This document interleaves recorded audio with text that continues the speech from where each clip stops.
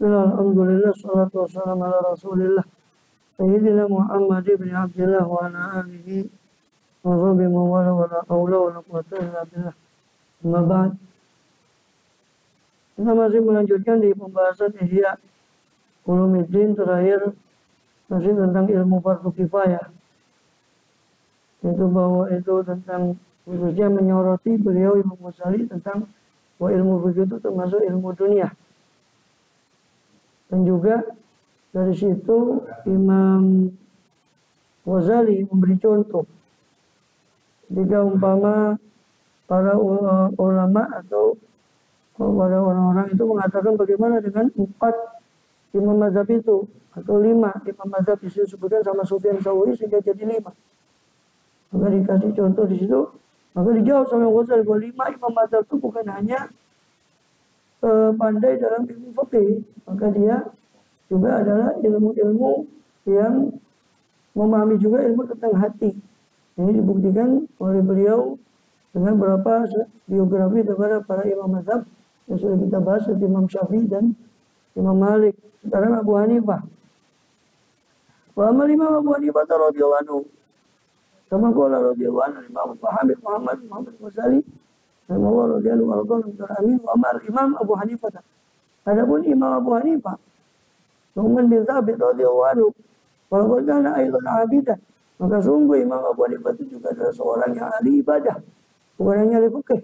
Tapi kan orang cuma mengenal 4 imam itu cuma seolah-olah cuma ahli fikih saja. Mereka juga abidan, orang ahli ibadah, zahidan, ini getol ibadahnya.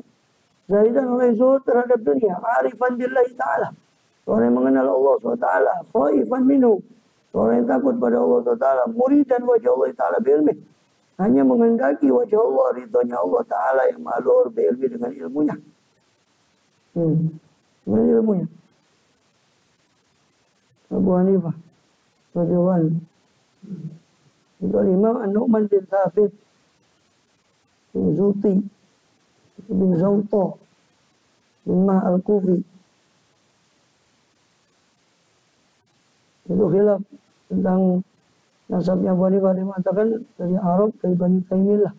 Dia mengatakan itu orang Persia. Sambung nasabnya pada Kisra Persia.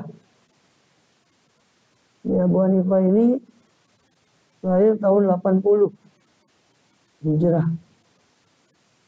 Dan Abu Hanifah ini melihat Anas bin Malik beberapa kali di Kufah.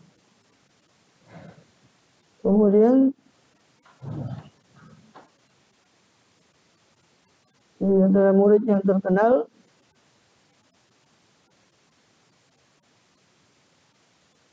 itu adalah Qadhi Abu Yusuf, Imam Muhammad bin Hasan Syaibani.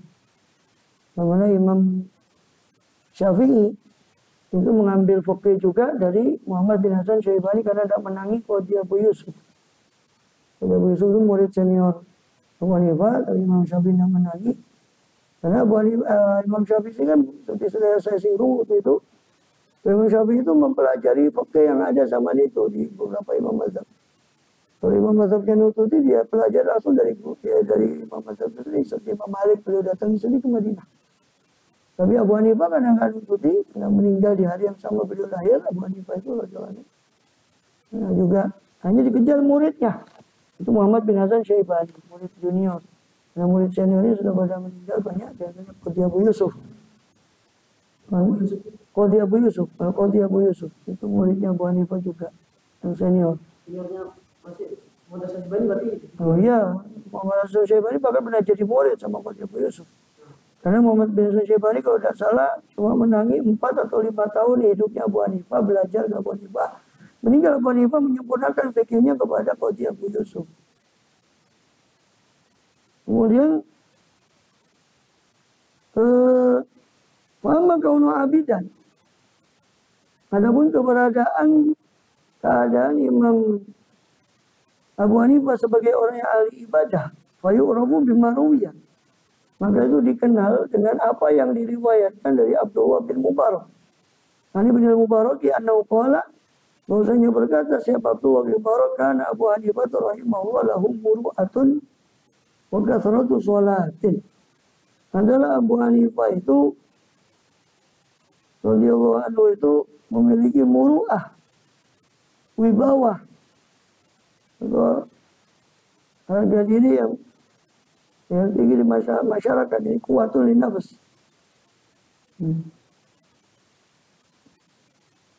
Muru'ah itu kekuatan pada jiwa yang menimbulkan perbuatan-perbuatan yang baik. Itu muru'ah. Baik secara syar'i, sehingga dipuji perbuatan itu secara syar'i maupun secara akli. Ini muru'ah.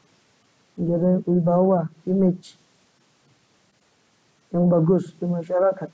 Ya, bukan karena membuat-buat beliau, tapi begitu. Maka tentu sholatnya beliau memiliki muru'ah dan memiliki banyak sholat. Ini di malam hari, soalnya nanti akan datang riwayatnya. Beliau menghidupkan seluruh malam. Warawa Hammad bin Abi Sulaiman kana yuhyil laila kullah. Dan meriwayatkan siapa Hammad bin Sulaiman. Bahwa Imam Abu Hanifah itu menghidupkan malam semuanya. Itu di akhir umurnya. Dan diceritakan di situ diriwayatkan yang berikutnya itu ruya anu kana yuhyil nisfal lail. Ceritanya diriwayatkan bahwa beliau itu dulu menghidupkan separuh malam. Umaru yawman bi tariqin, maka suatu kali beliau lewat di satu jalan. Wa asyara ilaihi insanun. Maka menunjuk kepada Abu Hanifah siapa seseorang bahwa may amsi, sedangkan Abu Hanifah dalam keadaan berjalan. Wa qala li akhar, berkata si insan tadi pada orang yang lain, hadza huwa alladhi yuhyil laila kullah. Inilah orang yang menghidupkan malamnya semuanya. Faham ya sahabat dari yuhyil laila kullah. Maka senantiasa Abu Hanifah setelah itu menghidupkan malam semuanya. Maqala dan berkata Abu Hanifah, ana astahi minallahi subhanahu, saya malu kepada Allah SWT an usofa, dengan disifati. Ya, saya malu kepada Allah akan disifatinya saya bima laisa fiyya, dengan sesuatu yang tidak ada pada diri saya, min ibadati, daripada peribadatan kepada Allah SWT. Ini sebelumnya tentang bagaimana beliau itu ahli ibadah. Muhammad Zuhdu. Nah, adapun kezuhudan beliau, Imam Abu Hanifah, kezuhudan beliau pokoknya ya Ani Rabi Ibn Asim. Telah diriwayatkan Rabi bin Asim qala arsalani Yazid bin Umar bin Hubairah.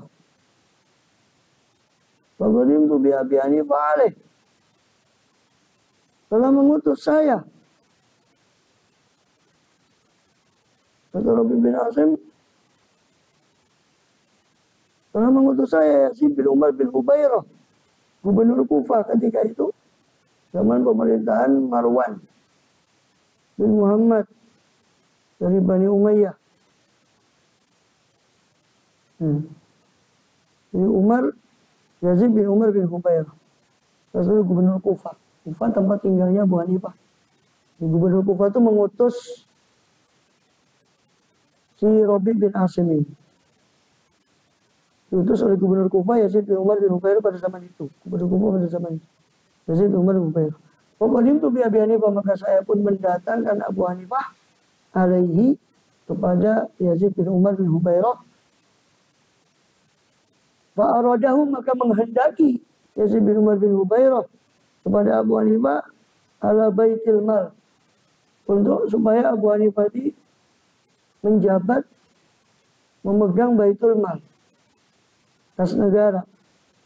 Ada lagi riwayat lain mengatakan disuruh megang qadha, peradilan, disuruh jadi hakim.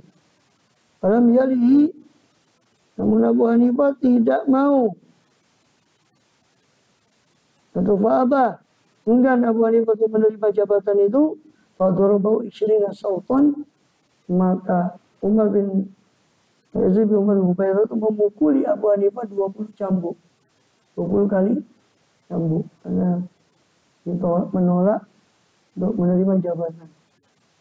Dulu gitu, ulamanya dipaksa menerima jabatan. Sekarang rebutan melamar jabatan. Dulu malah ditolak sama Abu Hanifah. Panzur kaifa harabani wilayah wa tamalal adab. Maka lihatlah bagaimana Abu Hanifah itu lari dari jabatan dan lebih memilih menanggung siksa dari Yazid bin Umar bin Hubairah. daripada menerima jabatan sebagai hakim atau penguasa Baitul Mal. Qala al-Hakam bin Hisham al-Thaqafi. Dulu tidak informasi tidak tersebar luas. Betul. Tandanya Imam Abu Hanifah diangkat tidak mau, terus tidak bersyukur kan boleh pemerintah. Iya. Tidak mesti diketahui nih kayak ini. Dia tahu. Kemarin banyak orang kan dia tunduk. Karena takut tunduk melawan pemerintah yang zalim. Bani Umayyah, ya kebanyakan, ya kecuali Umar bin Abdul Aziz, ya kan. Harun al-Rasyid ya sedikit agak lumayan lah. Al-Ma'mun, anaknya agak. Yang lainnya yang kebanyakan zalim. Sudah zalim, kebanyakan tidak cakap dalam memimpin. Tapi kan, apa boleh buat? Apa ada yang berani? Ya, tidak ada. Bukan berarti nggak ada tersiar kabarnya, orang tahu.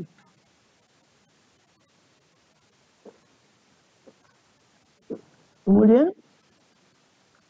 ada bahkan ceritakan dia sebagian dari penguasa itu tadi bukan ada yang tidak zalim, tapi dia mengangkat orang zalim. Tapi rakyat di bawah tahu, tapi tidak berani lapor ke atasannya. Dan salah satu ulama, saya lupa disebutkan dia melapor. Ketika dipanggil, dimintai pendapat, dia langsung mengucapkan masalah programmu ini mengangkat orang-orang yang sehingga mereka yang menjelekan nak kau punya nama.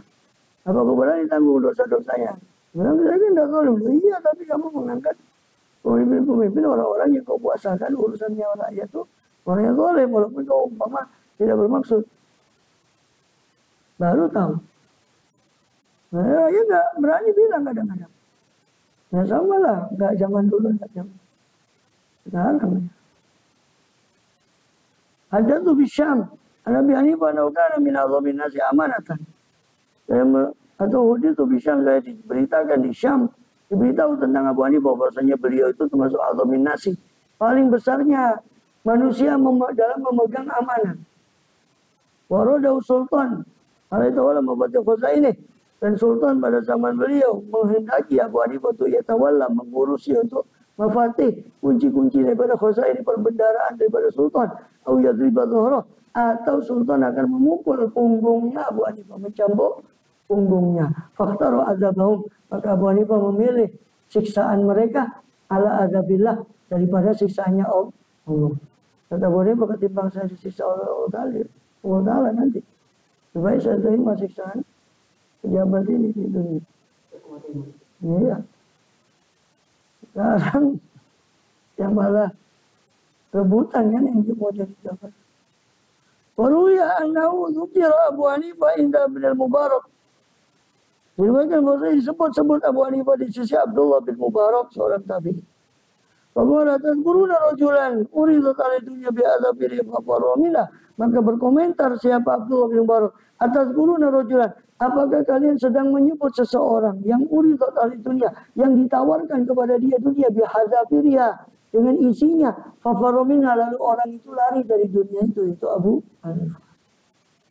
Ketika orang-orang bicara tentang Abu Hanifah, maka Abdullah bin Mubarak berkomentar, apakah kalian sedang membicarakan seorang yang ditawarkan dunia dan isinya pada dia, lalu dia lari daripada dia.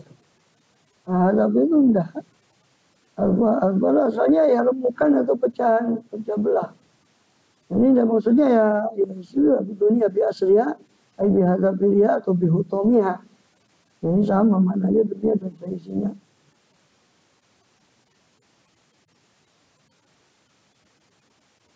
Kemudian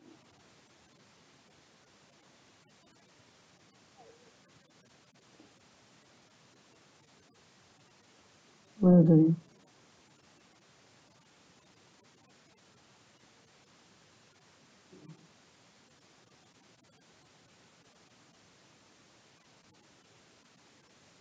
Bi ajma'iha, ini bi hadzafiriha bi ajma'iha. Dan keseluruhan. Kemudian Muhammad bin Suja' diriwayatkan dari Muhammad bin Suja' an ba'di ashabi, dari sebagian murid-muridnya Abu Hanifah, Ibnu Hasan bin Umarah, Anukila li Abi Hanifah, bahwasanya dikatakan kepada Abi Hanifah, qad amara laka Abu Ja'far Amirul Mukminin, bi asyrati alafi dirham. Abu Ja'far Amirul Mukminin, Abu Ja'far Al-Mansur, salah satu khalifah Bani Abbas, itu memerintahkan untukmu, memberimu 10.000 dirham. Kalau dianggap umpama 1 dinar itu 10 dirham kurang lebih, berarti dia 1.000 dinar. Kurang lebih 1.000 dinar, 1 dinarnya 4 gram emas.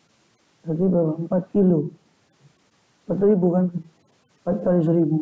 4.000 gram emas. Ya diberikan pada Abu Hanifah. Jadi Abu Ja'far Al-Mansur katanya seorang pesuruhnya Abu Ja'far Al-Mansur, khalifah ini Abu Ja'far Al-Mansur Amirul Mukminin menyuruh untukmu, memerintahkan kepadamu dengan 10.000 dirham. Qala fama radiya Abu Hanifah.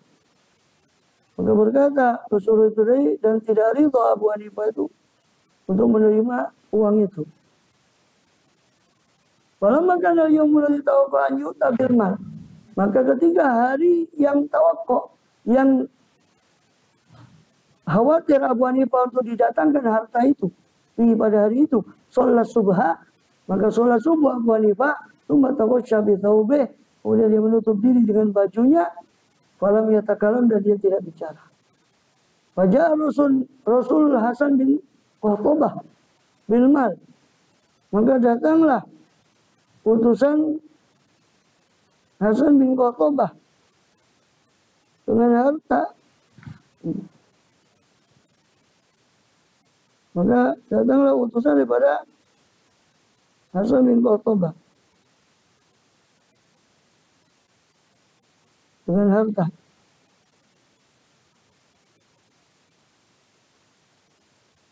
Pada kola.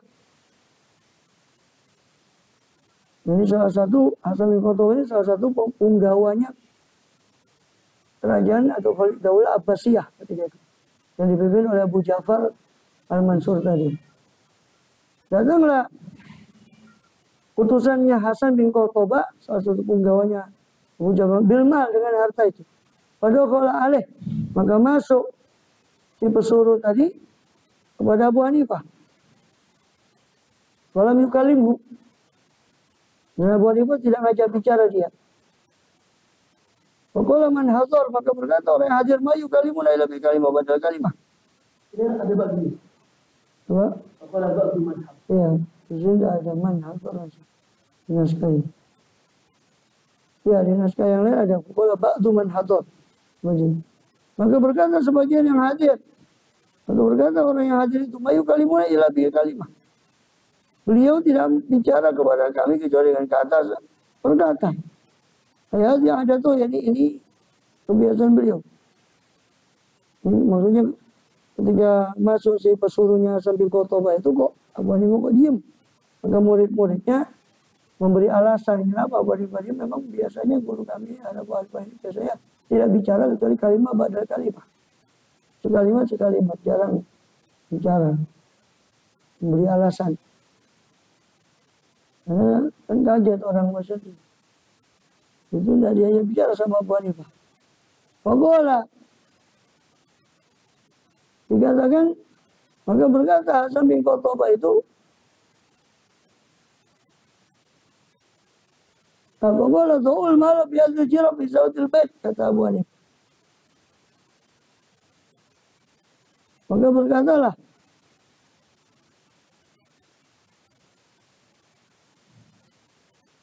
si pesuruhnya Hasan bin Qutbah itu, ketika kan Abu Hanifah nggak bicara sama sekali, maka si pesuruhnya bilang kepada orang yang membawa harta ini tadi, letakkanlah harta itu di satu zawiyah, pojokan daripada rumah. Satu pojokan daripada rumah. Biasa jirab, letakkanlah harta itu di jirab ini, di karung ini, di zawiyah terlebih di satu pojokan di rumah. Mau sabari pada mata ibadah. Ya. Kemudian Imam Abu Hanifah auso memberi wasiat setelah itu di mata ibadah dengan benda-benda yang ada di rumahnya.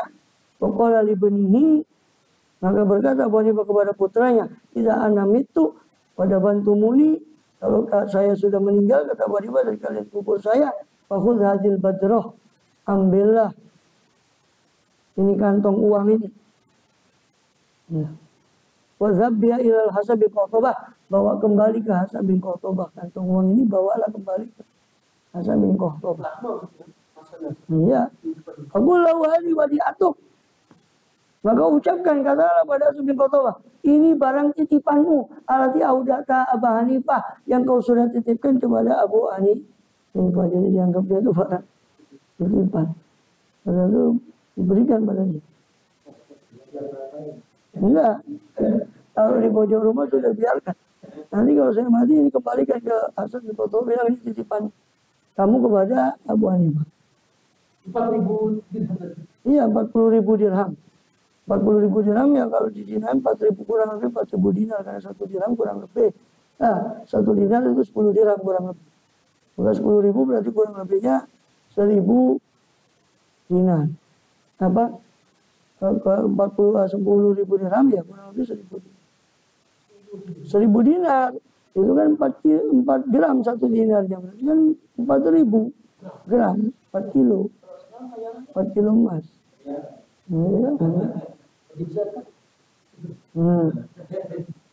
Pokoknya Hasan. Maka ketika Hasan bin Qutbah itu melihat bahwa itu uang itu dikembalikan pada dia, maka dia berkata kepada rahmatullah ala abika, berkata kepada anaknya Abu Hanifah.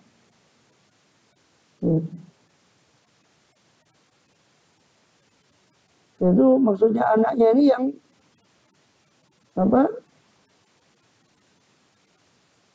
Yang anaknya yang diwasiati ini adalah Hamad bin Nu'man. Ini Hamad bin Nu'man. Bin Nu'man bin Thabit, anaknya Abu Hanifah. Maka si Hasan bin Qutbah bilang, rahmatullah ala abi, semoga rahmat Allah tercurah atas ayahmu. Karena syahihan ala dini, sungguh dia sangat iman kepada agamanya, sangat pelit kepada agamanya. Iya, pelit pada agama maksudnya iman. Ya bagus, bukan pelit harta. Itu kan jelek, ini pelit pada agama. Sungguh ayahmu itu pelit pada agamanya, sangat sayang kepada agama. Ini bagian riwayat yang lain, rahimahullah abaka laqad syahala dini. Tidak. Takut bi'an fusu aqwamin. Takut bi'an fusu aqwamin. Semoga Allah merahmati ayahmu. Sungguh dia telah pelit pada agamanya ketika orang lain justru loman kepada agamanya. Ini menggadaikan agamanya. Justru abangmu itu eman, sangat eman pada agamanya. Katanya Hasan bin Qutbah. Kemudian bahkan diriwayatkan dalam Tabaqat kepada ulama Hanafi ya ketika wafat Abu Hanifah itu, di sisi Abu Hanifah ternyata banyak barang titipan orang berupa emas, perak dan yang lainnya, dengan pemiliknya itu nggak ada. Di antara mereka yang dititipi itu adalah harta daripada anak yatim, maka dibawa oleh anaknya. Hamad itu kepada qadhi, supaya diserahkan kepada qadhi, pada hakim pada zaman. Bilang, tapi qadhinya menolak, kami tidak menerima itu semua darimu. Sehingga kau keluarkan dari tanganmu, engkau lebih pantas untuk meletakkannya. Maka si anaknya mengatakan, kau timbang ini semua dan kau ambil. Sehingga tanggungan Abu Hanifah itu lepas. Hatta tabru azimatu Abi Hanifah. Setelah itu silakan kau lakukan apa yang kau mau. Maka ini dia ingin tahu berapa semuanya itu nilai uang yang ada di tempat Abu Hanifah, suruh timbang. Setelah itu terserah. Karena kita sudah tahu daripada tanggungan Abu Hanifah tadi, supaya lepas tanggungan Abu Hanifah kau timbang. Setelah itu silakan kau lakukan, kata anaknya. Apa yang kau mau. Maka qadhi pun melakukan itu. Dan sampai berhari-hari nimbangnya. karena banyaknya harta titipan itu tadi di Abu Hanifah. Ketika selesai nimbangnya, sembunyi Hamad itu. Si anaknya tadi sembunyi. Ternyata ada bayi lah bayi. Akhirnya sampai si hakim itu menyerahkan harta itu kepada orang lain. Karena anaknya juga tidak mau sembunyi. Ini anaknya juga tidak mau sembunyi. Diserahkan pada orang lain. Bukan. Itu ada titipannya di rumah Abu Hanifah itu yang ditaruh. Oh enggak. Kalau rasnya zalim ya, caranya ya pemimpinnya tidak boleh. Ada kalau dalam fikih itu kan ada namanya mal doe. Ada harta yang doe itu di fikih. Ya kan? Itu memang harusnya diserahkan ke Baitul Mal kalau Baitul Malnya tertata rapi dan tidak boleh, tidak korup. Nah, kalau korup ya kepada masoleh. Itu urusannya pada masolehul muslimin, pada kemaslahatan kaum muslimin, dibuat untuk kemaslahatan kaum muslimin. Maslahatan umum, maksudnya kaum muslimin. Bukan dikembalikan ke negara. Daripada korupsi. Ya. Kemudian ada yang malah pada terkosok. Dan seterusnya itu masih panjang ya. Tidak sedikit, tinggal satu paragraf sedikit, tinggal satu kalimat. Jadi bahasanya beliau Abu Hanifah itu dipanggil untuk menjabat hakim. Maka oleh pemimpin pada zaman ini. Maka dibilang adalah asluh lahu. Saya tidak layak, kata Abu Hanifah. Saya tidak layak untuk hakim. Apabila lahu 5, ditanya, kenapa kamu tidak layak? Karena menurut si pejabat, beliau ini ulama besar. Bagaimana katakan tidak layak? Bisa kamu tidak layak. Wala ingkun tu swadikun wal asluh. Kalau saya jujur, kata Abu Hanifah. Kalau memang saya ini jujur, maka saya lebih tahu diri saya tidak layak untuk itu, kata Abu. Kalau memang saya bohong, maka orang bohong, orang pendusta tidak layak untuk jadi hakim. Iya. Kalau saya jujur-jujuran, terus terang saya saja menurut beliau, saya tidak layak, kata beliau. Lalu kemana? Lekodok, lahu. Di wilayah. Atau sih, lahu. Kalau di sini. Lasul lekodok. Iya lah, berarti di wilayah lekodok. Kalau saya jujur, maka saya katakan saya tidak layak. Untuk wilayah itu kodok ya, untuk pejabat sama aja, wilayah itu kan pejabatan. Kodok itu kan hakim, ini jabatan hakim. Saya tidak layak. Kalau saya jujur, saya tidak layak itu. Saya tahu maksudnya beliau, saya tahu diri saya tidak layak itu. Dan kalau saya bohong, maka pendusta tidak layak untuk jadi hakim. Terus kalau menang nyirik, tidak bisa maksa. Normalnya diajak debat dia. Hanya diam. Saya ngerasa pikirnya pejabat itu. Tinggal dikit aja. Pemilu di umur. Ada pun tentang ilmunya beliau, tentang ilmu akhirat. Walikijin jalannya agama dan ma'rifahnya beliau pada Allah SWT. Itulah yang menunjukkan atas itu adalah syiddatul khawfi. Sangat takutnya beliau kepada Allah Ta'ala dan zuhudnya beliau kepada dunia. Kalau Ibnu Jurayj berkata, "Qul balaghani an kufiikum." Sungguh telah sampai kepada saya tentang seorang Kufah daripada kalian, ini hadza. Jadi Nu'man bin Thabit Abu Hanifah, ana usyadidul khauf fillah. Bahwasanya beliau itu sangat kuat takutnya kepada karena Allah SWT. Kalau Syarikun Nakhai, Imam Syekh Syarik Nakhai mengatakan, karena Abu Hanifah itu bila somti. Abu Hanifah itu orang yang panjang diamnya. Zaimal fikri, langgeng perenungannya, pemikirannya. Qalilul mujadalah nas, sedikit berdebatnya kepada manusia. Fahadha min awdil amarat ala ilmu batin, itu semua termasuk jelas-jelasnya tanda atas ilmu batin yang dimiliki atau ilmu hati yang dimiliki oleh Imam Abu Hanifah.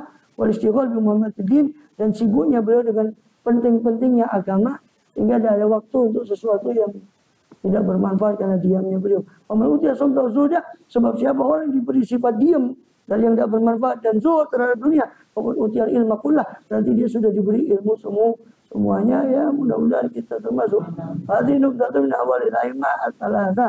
Maka ini sekelumit dari kondisi imam-imam yang 3. Kenapa ditutup di sini?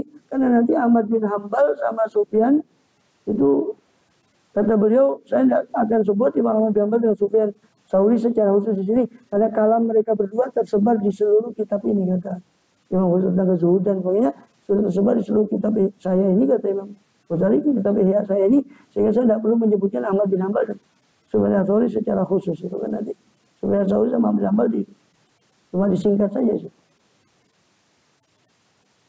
Ya Rabbi al-hikna bihim ihsana.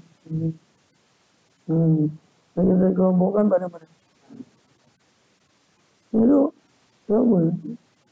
Tinggal sedikit. Apa ya? Ada Imam Ahmad bin Hanbal Sufyan Tsauri, itu nggak ada cerita khusus tentang mereka berdua. Aku min abaula. Pengikut mereka berdua lebih sedikit dari pengikut 3 imam dari Syafi'i, Hanafi, Imam Malik. Sufyan Angkolot banget. Apalagi Sufyan Tsauri lebih sedikit lagi dari Imam Ahmad bin Hanbal. Apalagi istiharumah bil wara', tapi masyhurnya mereka berdua, Ahmad bin Hanbal, Sufyan Tsauri rahimahullah, dengan waroknya dan zuhudnya azhar, lebih nampak sifat warok dan zuhudnya. Jami' hadal kitab masyhur. Semua kitab saya ini penuh dengan kalimat dari Imam Sufyan Tsauri dan Ahmad bin Hanbal, fa'afalihima, perbuatan mereka, waqfalihima, ucapan mereka, bihikayat dengan hikayat, apalagi perbuatan mereka, perkataan mereka, para hajat dan tafsilan. Maka tidak perlu untuk merinci mereka berdua sekarang.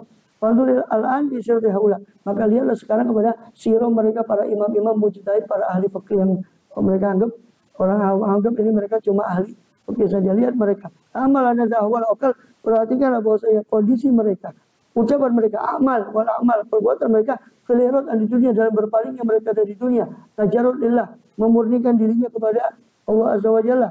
Hal yusmiru mujarradul ilmi fil fikih, apakah bisa membuahkan hal itu semua? Yakni amal aqwal tadi, itu apakah itu dibuahkan oleh mujarradul ilm? Hanya sekedar ilmu tentang cabang-cabang fikih, tentang jual beli, apakah itu bisa melahirkan sifat-sifat itu? Ya kan? Min ma'rifatis salam, berupa pengetahuan tentang salam, jual beli pesanan, wal ijarah, sewa menyewa, upah mengupah, wal zihar, ilmu tentang zihar, ila, li'an, lihat itu berziar istri, menyamakan istri dengan pokok ibunya dalam haramnya bersetubuh dengan istri. Ila, yang mengharapkan istri yang halal, itu zihar. Ila, menyumpah untuk tidak pokok dengan istri, dan li'an, saling melaknat karena tuduhan bahwa istrinya zina dan sebagainya, karena tidak punya saksi 4, sehingga dia saling melaknat. Ataukah dia dibuahkan oleh ilmu akhar, ilmu yang lain, yang a'la wa asyraf, yang mana ilmu itu lebih tinggi dan lebih mulia dari ilmu, sekedar ilmu fikih zahir. Kira-kira muncul dari ilmu yang mana perbuatan imam-imam itu? Apakah muncul dari belajar fikih, dari belajar jual beli, belajar sewa menyewa, terus muncul sifat takut pada Allah? Atau dari ilmu yang lain?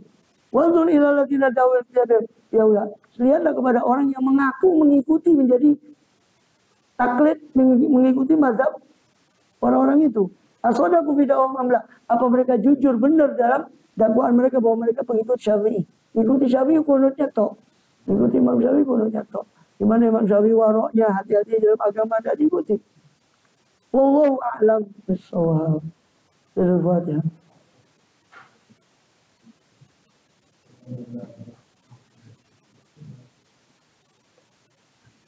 Habis juga ini. Panjang episodenya.